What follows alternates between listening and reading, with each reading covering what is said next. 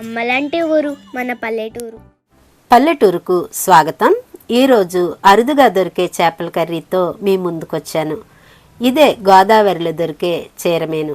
కొన్ని ప్రాంతాల వారు ఇది చీరమేను కాదు అంటారా? నిజమే. దీని గురించి నేను కొంత వివరణ ఇస్తాను, ఆగండి. గోదావరి నీరు సముద్రంలో కలిసే ప్రాంతాల్లో అసలైన చీరమేను దొరుకుతుంది. ఇది చాలా చిన్నదిగా ఉంటుంది. యానా నుంచి కోటిపల్లి వరకు గల గోదావరిలో ఇది నవంబర్ నెలలో సీజనల్గా మాత్రమే లభిస్తుంది. దీని ధర చాలా ఎక్కువ, 1 గ్లాసు 1000 రూపాయల వరకు ఉంటుంది. అయితే ఈ చీరమేను పెద్దగా ఉంటుంది. ఇది కోటిపల్లి పై నుండి ధవళేశ్వరం వరకు పడుతుంది. ఇది చాలా చవకగా దొరుకుతుంది. 100 రూపాయలు పెడితే గిన్నె నిండా వస్తుంది. ఇది చీరమేనుగా పిలుస్తారు కానీ దీన్ని మున్నూరు చేప అంటారు. టేస్ట్ మాత్రం సూపర్. రావులపాలెంకు చెందిన గంగ ఈ కర్రీని మన కోసం చేసింది. మామిడికాయతో పల్లెటూరు స్టైల్లో చేసిన ఈ కర్రీని చూద్దాం. చీరమేను లేదా మున్నూరు చేపను క్లీన్ చేసుకునే విధానాన్ని ఇప్పుడు మనం చూస్తున్నాం. దీన్ని క్లీన్ చేసుకోవడానికి మనకి చాలా టైం పడుతుంది. దీన్ని క్లీన్ చేసేటప్పుడు ఆయిల్లా ఉండేది పైకి వెన్నపూసలా తేలుతూ వచ్చేస్తుంది. అదంతా పోయేంత వరకు కూడా మనం ఎక్కువగా నీళ్లు పోసి దీన్ని కడుక్కోవాల్సి ఉంటుంది.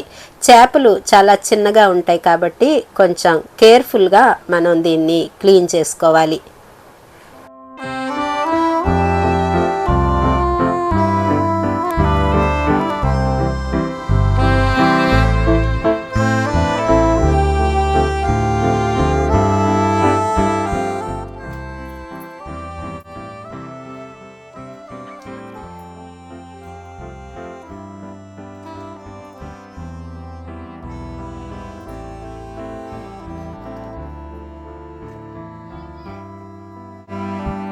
ఈ కూర రైస్లోకి కానీ రోటీలోకి కానీ రెండింటిలోకి చాలా బాగుంటుంది.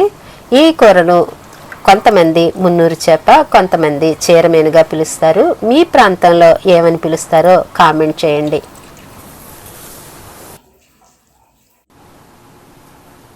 మున్నూరు చేప కూర కోసం ఉల్లిపాయలు, పచ్చిమిరపకాయలు కోసి పెట్టుకోవాలి. ఉల్లిపాయను చిన్నగా తరుక్కుంటే బాగుంటుంది. ఇందులో మామిడి తురుము వేసుకుంటే దాని రుచి అమోఘంగా ఉంటుంది. కూర కోసం డేక్షా స్టవ్ మీద పెట్టుకొని వేడి అయిన తర్వాత దాంట్లో మనం నూనె పోసుకోవాలి. కూరకు సరిపడగా మనం నూనె వేసుకోవాలి. నూనె వేడెక్కేంత వరకు ఉంచి వేడెక్కిన తర్వాత మనం దాంట్లో ఉల్లిపాయలు, పచ్చిమిరపకాయలు వేసుకోవాలి. ఈ ఉల్లిపాయల్ని మనం బాగా మగ్గించుకోవాలి. కాస్త మగ్గే వరకు మనం దీనిపైన మూత పెట్టి ఉంచుకోవాలి. చూస్తున్నారు కదా, ఇలా ఉల్లిపాయలు మగ్గేంత వరకు మనం వీటిని వేయించుకోవాలి. ఈ కూర దగ్గరగా వండుకుంటే ఆ రుచి చాలా బాగుంటుంది.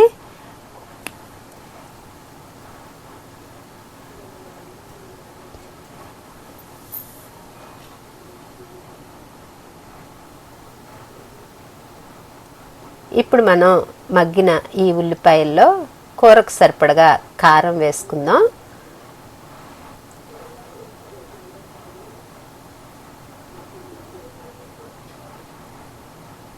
అలాగే పసుపు కూడా వేసుకోవాలి. ఇవన్నీ కూడా మనం బాగా కలుపుకోవాలి.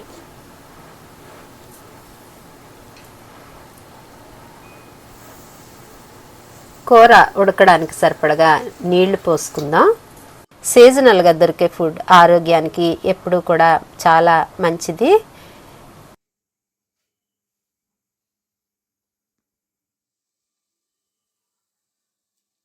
ఈ ఉల్లిపాయలు మనకి ఉడికిన తర్వాత దీంట్లో మనం శుభ్రం చేసి పెట్టుకున్న మున్నూరు చేపని నెమ్మదిగా జాగ్రత్తగా అందులో వేసుకోవాలి. మనం దీంట్లో నీటిని కొద్దిగానే వేసుకోవాలి, ఎందుకంటే ఇది దగ్గరగా వండుకుంటే చాలా బాగుంటుంది. ఈ చేపలను వేసిన తర్వాత చాలా జాగ్రత్తగా కలుపుకోవాలి. అప్పుడు ఉప్పు కారం ఇవన్నీ కూడా ఈ చేపలకు కూడా బాగా పట్టుకునేలాగా మనం కలుపుకొని మూత పెట్టి ఉడికించుకోవాలి.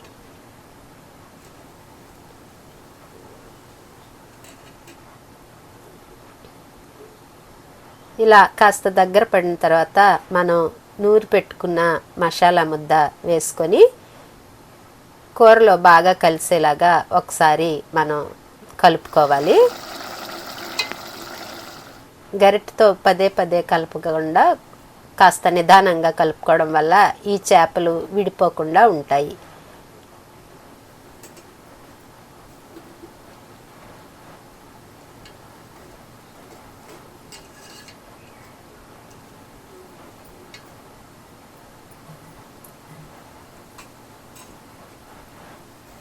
ఇలా కూర మనకి దగ్గర పడిన తర్వాత తురిమి పెట్టుకున్న మామిడి తురుముని మనం ఇందులో వేసుకోవాలి.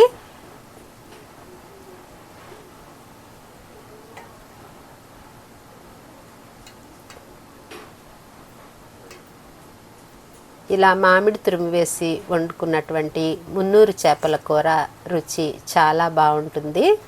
దీనిని అలాగే కూడా వండుకోవచ్చు, కానీ ఇలా మామిడికాయ కానీ చింతకాయ కానీ గోంగూర కానీ వేసుకుని వండుకోవడం వల్ల ఇది వేరే రుచితో చక్కగా ఉంటుంది. ఇలా మనకి కూర బాగా దగ్గర పడిన తర్వాత మనం స్టవ్ ఆఫ్ చేసుకోవాలి. చూసారు కదా, కూర మనకి చాలా చక్కగా రెడీ అయింది. ఈ కూర చాలా టేస్టీగా ఉంటుంది. చిన్న చేపలు కావడం వల్ల ముళ్ళు తీసుకోవాల్సిన అవసరం ఉండదు, అలాగే తినేయచ్చు. దీనివల్ల మన బాడీకి కాల్షియం కూడా బాగా. ఈ వీడియో కనుక మీకు నచ్చినట్లయితే లైక్ చేయండి, షేర్ చేయండి. మరిన్ని వీడియోల కోసం మా పల్లెటూరు ఛానల్ని సబ్స్క్రైబ్ చేయండి.